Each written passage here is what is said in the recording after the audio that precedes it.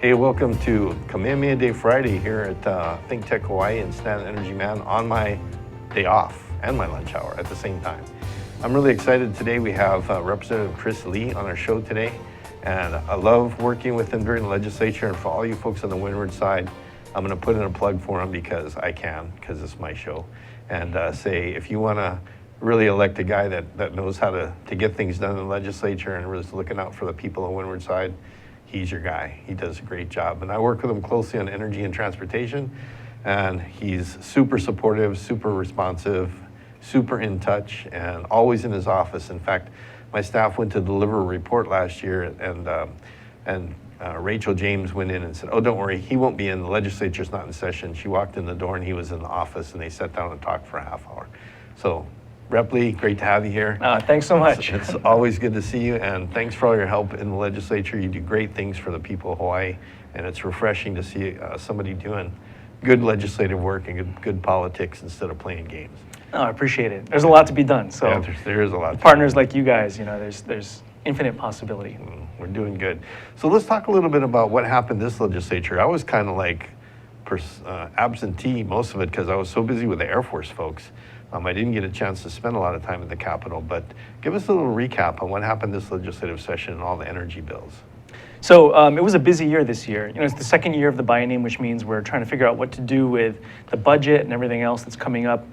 Last year, we passed our 100% renewable portfolio standard, which makes us the first state in the country to achieve that 100% goal out there in 2045. And what we wanted to focus on was, all right, how do we actually now implement and get there? What are the steps we're going to take? And particularly on the transportation side, what do we do about the 2/3 of our energy consumption, which is how we get around? And so we wanted to touch on some of that. So we took a stab at a bunch of bills. And what's been great, I think, even coming into this legislative session, was the Department of Transportation and the State Energy Office and your office at HCAT had all been working together to figure out, all right, what do we do? What's the roadmap going to be? And so we took a look at hydrogen infrastructure and how we can just change the way we get around in the first place so we don't have to commute as far. And one of the things that I think really was a great success this year was getting the money set aside, prioritized for the Department of Transportation to build a new hydrogen fueling station down by the airport, which you guys have been working on. Yeah, well, I'm going to keep you employed, right? So, but I think it's important because we talk about wanting to get off of oil and our dependence on fossil fuels, and where we have the ability as a state to take fleet vehicles, our buses, our shuttles, all those things, and convert them over to prove that the model works and to make sure that taxpayers are getting the most savings as possible. This is that kind of project. It's pretty groundbreaking, I think. We're going to be making hydrogen off of the sun, hopefully, through PV panels, and being able to power our shuttles over at the airport in the years to come. So that's now in your lap, I know, and a project you're going to be executing. And I'm hoping what I can do is come up with a plan A and a plan B so that we have a future design option too at the foreign trade zone. Because David over at the foreign trade zone wants to put a lot of PV on his 5 acres of roof, and he wants to convert his material handling to all hydrogen. So if we can do 2 hydrogen station designs, that would be awesome, and execute one and then another one right after it and take care of as much of the state fleet as we possibly can. Yeah, it just makes so much sense, especially now. Great. What are some of the other projects that you worked on this session with Senator Noe on the Senate side to come up with some new energy bills? What are some of the other energy there's bills? actually there was a big one. Everybody knows, our schools have been hot, and the public and students have reached out really asking, how do we fix our classrooms? How do we cool them? And this is something fascinating. Not a lot of people know this side of it, but there's peer-reviewed research which shows clearly that if you're working in an environment that is the right temperature with right oxygen levels and everything, lighting and everything else, there's incredible cognitive increase, up to 300%. Wow. In cognitive capacity for students, especially in that kind of environment. So it totally makes sense to invest the money to fix that. So we did $100 million for AC in schools and energy efficiency and all of that. But the other side of that equation, which is pretty groundbreaking, we passed a bill which makes us the first state in the country to move our entire public education infrastructure, all K-12 schools, all our universities, with a directive to be net zero by 2035, 19 years from today. That's outstanding. That is outstanding. So we know we're going to be spending roughly $1 billion on electric bills between now and then at our current trajectory. So if we can make even moderate progress toward that goal, and I think we can actually achieve it, that's going to save hundreds of millions of dollars that can be better spent in classrooms rather than on a utility bill. Well, something else to keep in mind with that initiative is that many of those schools are also emergency shelters for state civil defense and the counties. So when you get those things to net zero, they're basically little islanded microgrids themselves. They can survive even after the power lines and everything are down. They're there and they can provide their own power for the people they're sheltering as well. And that's a whole lot off the back of the grid, the electric company, and everybody else to get people into a livable infrastructure until their houses are back up. So Absolutely. that's got another fringe benefit on the side. Yeah. And so we've got that, and what else?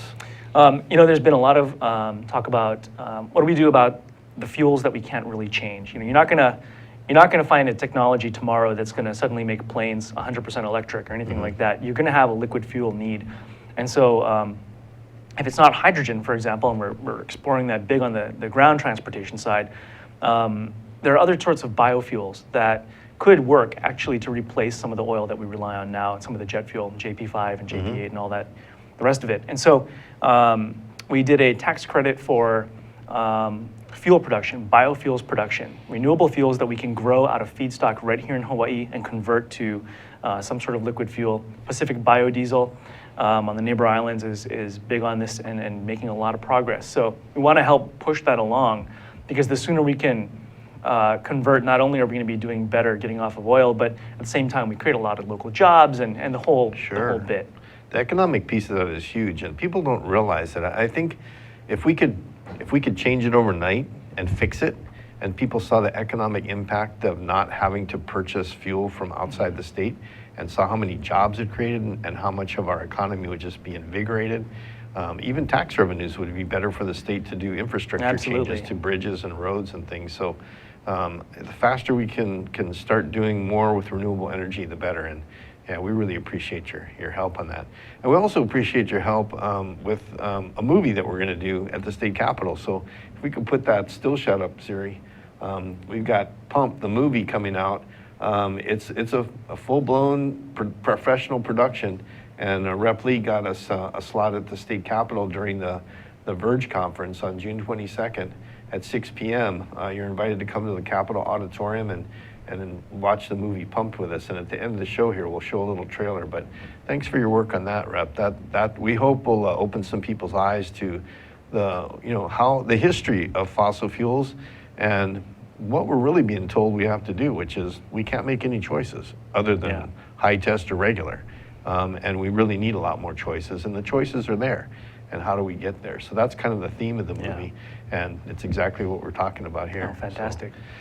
The other piece of the puzzle, I think, which I'm sure the movie must get into, as well as some of the discussions we've had this year, is not only what sort of fuels do you switch to over the long term to do better, but how do you change the entire transportation and really urban planning mindset so that you don't need to commute from Eva to downtown every day, but rather you're living and working in the same community. Right. Because right now, even if you look at the greenest, best, net zero homes, let's say out in Eva, they're still using more fossil fuels and they're spending more money overall because of their transportation costs than the dirtiest, oil-based generator home in the middle of town. And so that's something that is huge. But more than that, it's a quality of life issue. If you don't have to spend 2 hours on the road every day, that's time you got with your kids, doing other things, coming on Stan's show. There's a lot that you can do with it. So it all ties together. Yeah.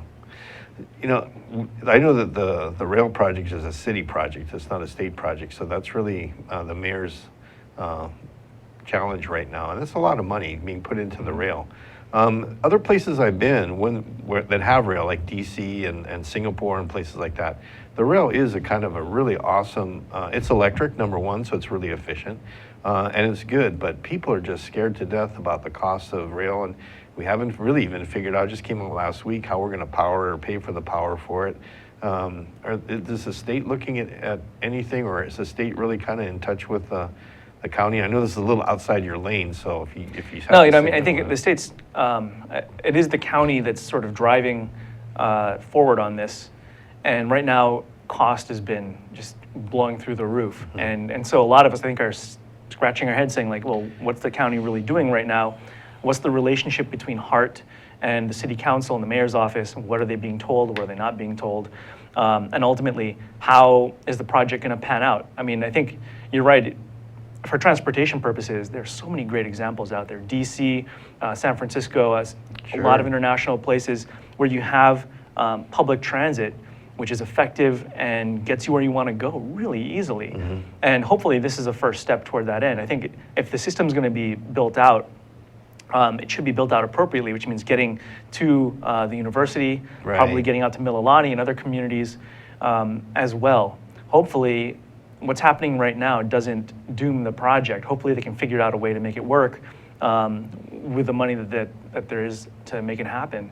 Because I think it's important. Yeah, because right now they're actually just looking at, trying to stay within budget, making the line shorter and shorter, or cutting stations out, and that's really not helping. But they don't have many choices.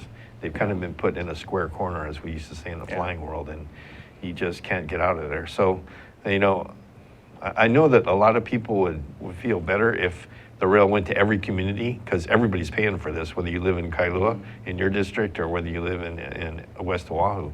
Everybody's participating and paying for it, but some people go, well, I'm not even going to get anything out of it, and I'm paying a lot. But I can't help but go back to saying, every time I go to DC and use the rail there, how convenient it is, how clean it is, how safe it is, and it's like, I know when it gets here, people give it a thumbs up, but boy, it sure is a painful route getting there. So, well, anything that we can do at HCAT to help out, and I know it's again a city project, not a state project, but I know we'd all like to see something good come of it and have it really, I think, like you say, servicing Manoa and Waikiki and the airport are real critical pieces to that whole puzzle.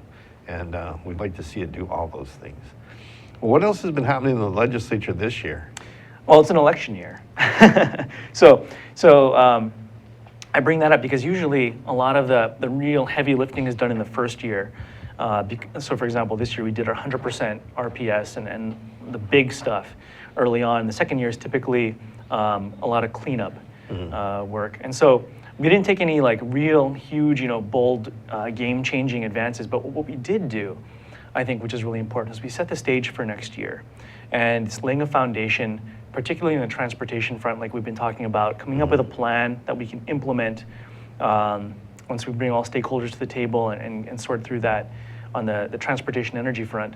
And on top of that, right now, on the energy side generally, NextEra, HECO merger is kind of hanging out there right now, which has kept everything else energy related sort of in limbo. Everybody, I think, is waiting to see what happens.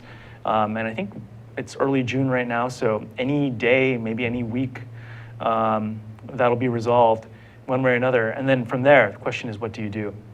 And for the legislature, what we did this year, in that same vein, was said, all right, we don't know who it's going to be yet, but clearly the public has voiced a lot of concerns over a number of things.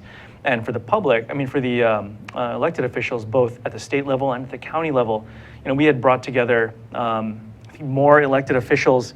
I think there's some 40 of us, Republican, Democrat, county, state, all islands, to say collectively, we can't keep doing the same thing. Status quo no longer works, and we need to do something differently. So we put about $1.2 million in the state budget this year to look at all the different kind of future utility models and both business models, as well as how do we ultimately execute this kind of renewable future that we want to get to. And that process, that planning process, which is incredibly complex and technical, which is why it costs so much to do, but is necessary, will hopefully kick off and give us some direction by the time we come back next year. So if we can get some good answers out of that, we'll know where to focus in order to take next steps. Because ultimately, it comes down to all of us that live here, right? Is how do you reduce our costs overall? How do you make sure we're going to be a little bit greener and have a better quality of life? Right. All right, well, we're about ready to come up on a break here, so we're going to take a quick break and then get back and talk about the future with Rep. Chris Lee from the Windward side and see what's in the future in our legislature for next year. Hi, I'm Ethan Allen, host of Likeable Science here on ThinkTechHawaii.com. I hope you'll join me every Friday at 2 p.m. to discover what's likable about science. You're watching Think Tech Hawaii, offering lifelong learning from passionate hosts and fascinating guests, ready to explore and explain Hawaii's place in the 21st century. Great content for Hawaii from Think Tech. Aloha, my name is John Waihee, and I used to be a part of all the things that you might be angry at. I served in government here and may have made decisions that affects you. So I want to invite you in. I want to invite you in to Talk Story with me and some very special guests every other Monday here at Talk Story with John Waihee. Come on in, join us, express your opinion, learn more about your state, and then do something about it. Aloha. Hey, welcome back to Kamehameha Day. Stan, the Energy Man, here with Representative Chris Lee from the Hawaii State Legislature, talking about what we've been doing and what our lawmakers have been doing to get us on the track, especially in the transportation sector here in Hawaii. With 100% renewable portfolio last year was a big success, and they're trying to get transportation caught up. So, okay, looking to the future, Rep. Lee, and we were talking on the break a little bit. I'm super optimistic about the year coming up, and I know it's a kind of a transition year, it's an election year. And I know the magic of just getting the budget to go between 2 years is kind of magical. I watched that happen once already. But there's new technologies coming up. There's improvements on technologies coming up. Last week on the show, I showed a Boeing aircraft that ran on hydrogen that's supposed to stay airborne 10 days just on hydrogen fuel cell power. And it's amazing. The things are happening so quickly that I think that over the next year, you'll get to see, and the legislature will get to see so many neat technologies that we can look forward to and start applying new laws towards to get us there. But you also hit on a really important point, and it goes back to the schools thing, and that's efficiency. The very first step that we take when we start looking at energy issues for microgrids or fuel cell vehicles is, where do I get my efficiencies first before I convert the vehicle or before I build the microgrid? I need to make my buildings efficient. I need to make them so they use less energy and that everybody's tuned to focusing on efficiency before we go to the upgrades and make them pull them off the grid.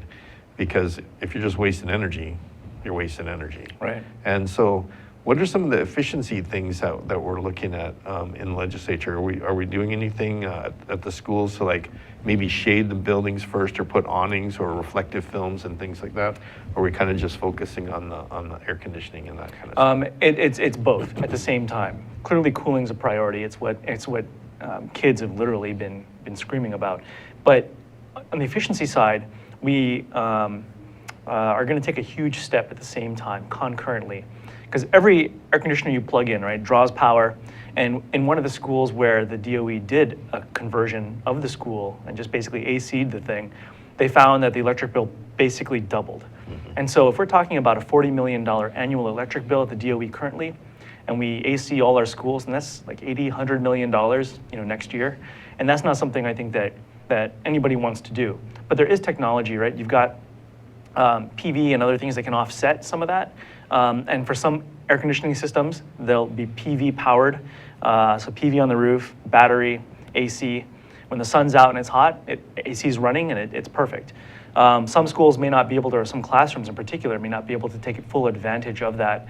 And so just based on their location, and maybe they got some trees shading them and whatnot. But the efficiency side, and passive cooling in particular, is going to be critical. And that's why there's so much money that's been put toward this, because it's not just paying for AC. And I think a lot of people look at that amount of money that we put toward a classroom and say, that's way too much. It's because it pays for all these other efficiencies. So you're going to install a cool roof or paint it white. You're going to put in the right kind of windows so you're not just hemorrhaging cool air out or trapping hot air inside. There's a lot of stuff like that that's going to happen at the same time to make sure that we don't end up putting in too much AC, that may not be necessary. It's how do you become efficient first and then cool or generate your own power afterwards. And you got a local contractor working on that, as I understand it. There's going to be a lot. Actually, the DOE, and we really got to give credit to Dan Carlson, who is the head of DOE facilities, and his office, who are spearheading this, working around the clock to get this thing done, because they want to do 1,000 classrooms by the end of the year, and that's a lot of work.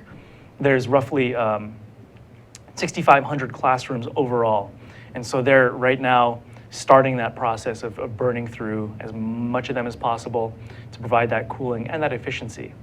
But in the long term, it's not just classrooms, it's all of state and public infrastructure. What do we do about our highways and our street lights and everything else, right? How do we be more efficient? Because right now we pay about $400 million a year as taxpayers to pay for our state's electric bill. So if we can reduce those costs, that'll save everybody money. Yeah, like Ford DOT, Ford Fujikami, he's award-winning for just the light savings, installing new lights, how much energy he saved at the harbors and airports division with all the, and they got a lot to light. I mean, they've got huge facilities to light up, and the electric bill just, dropped off when he implemented this stuff. So there's a lot we can do in the efficiency side. And I'm glad you mentioned Dan Carlson. He was actually an active duty colonel at Hickam when I was out there in the Guard.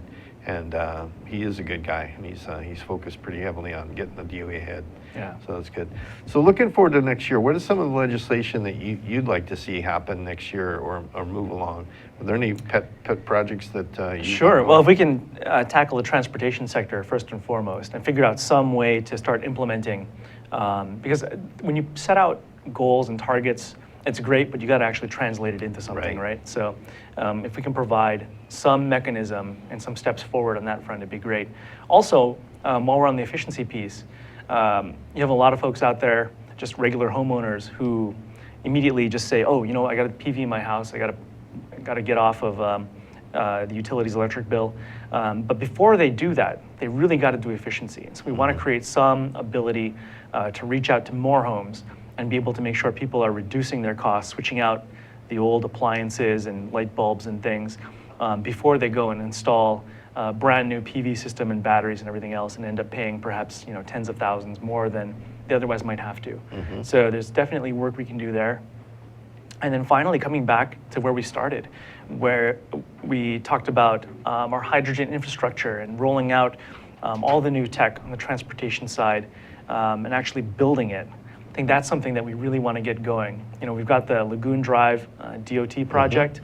You mentioned another one down the other side of the island, but there's a lot more we can do. Sure. Especially in partnership with our local auto industry and other folks. So. Yeah, I talk regularly with Hawaii Gas on the providing hydrogen as a future fuel. In fact, I'll share this with you on the air for the first time. I was talking to the folks at Hawaii Gas, and I said, by the way, what's your switch out fuel when you have to go fossil fuel free? And they looked at me and went, excuse me? And I said, well, Hawaii Electric, they've got to be 100% renewable by 2045. The target's on you next. I mean, although natural gas is cleaner and probably right now a little cheaper, it's still fossil fuel. So what's your next fossil fuel? And they just kind of looked at me and I go, think about hydrogen, because it's a good way to go. But it kind of surprised me. They weren't ready for that question. And I'm like, well, I'm a realist. If we're getting rid of fossil fuels, the electric company, the gas company ought to be thinking seriously about it. And they're a public utility. They have pipelines that move stuff around. That could work with the transportation sector. So they're working very closely with us to try and help the transportation side as they convert to LNG as a bridge fuel for them, and hopefully to hydrogen as an end state. Because you can cook with hydrogen, you can, when we're using electrolysis to make the hydrogen, and you're making oxygen for the hospitals and the welders and everybody else. There's a whole lot we can do. As we go into the agriculture, trying to get more of a sustainable community, and we start talking agriculture, there's tons you can do with hydrogen in the agriculture side, including making fertilizer. That's another byproduct as you're starting to make hydrogen, depending on which way you make it, that we can get into making our own fertilizers too instead of importing those. Yeah. So there's some great things we could be doing. I think you're right on the money. I mean, in the long term, right? How are people going to adapt? And I think what people don't realize in a lot of ways is that Hawaii is very different than the rest of the country, because here we have this really high cost of power because of our reliance on imported fuels, whether it's fossil or anything else, quite frankly. The more we can do here in the islands, the cheaper it's going to be in the long term. And so you've got this really strong push in the public to really advance that and move it forward. And that's ultimately what's driving our political decision making and a lot of the priorities the state's setting. It's not because we just suddenly want to do it, it's because people demand it. And in a state where Republicans, Democrats, conservative, liberal, everybody understands the need for moving toward our own renewable energy, which isn't the case elsewhere, but here it is. Inevitably, I think you're going to get that political pressure to move faster and faster because it makes sense. I think you're right. And we're going to roll that video now, that #2 video that I have, and get it up on there. This is the trailer for the movie we're going to show at the Capitol. And I think it'll motivate a lot of folks. I hope we get a lot of legislators there.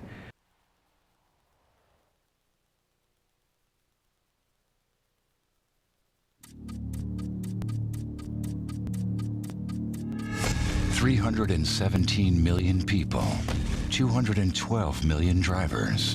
This is America. But America has been taken for a ride. There's been a monopoly on the fuel system in this country. The oil companies invented the pump. They control it. There is no competition. You gotta choose. Do you want to go to the movies with your kids or do you want to buy gas? It hurts. We have the ability to stop using oil right now. So here we stand. You got God with love in the hand. All cars run equally well on methanol, ethanol, or gasoline. The blood, sweat, and tears. The United States started building flex fuel cars in 1994. There are millions of cars on the road that are flex fuel. The only way you knew you had a flex fuel car is that your gas cap was yellow. What's the gas station of the future going to look like? It's going to look a lot different than today's. One of the reasons is look at natural gas coming along. It's cleaner, it's abundant right here in America. It's American. Until we have a moment of truth with ourselves, this country is destined to not only be addicted to oil, but addicted to all the terrible trappings that come with oil. What's going to break the monopoly at the pump is entrepreneurs who build alternative distribution. Spend about $100 a day in gas, now spending about 20. We're under the impression that you have to change a ton of parts to make this run off of alcohol fuels.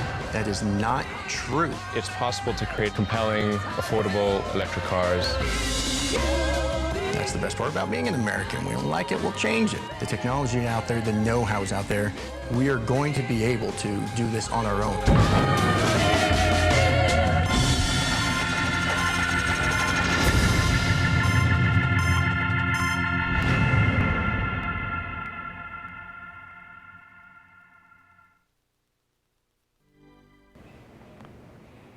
So that's our movie that's coming up at the state legislature, and we're looking to see everybody there on the 22nd. Thanks, Ripley, for being with us. Thanks very much. And thanks for helping set up that movie. I hope that motivates everybody to get out there and really start helping you with your efforts to clean up Hawaii. We'll get there together. And aloha, we'll see you next week.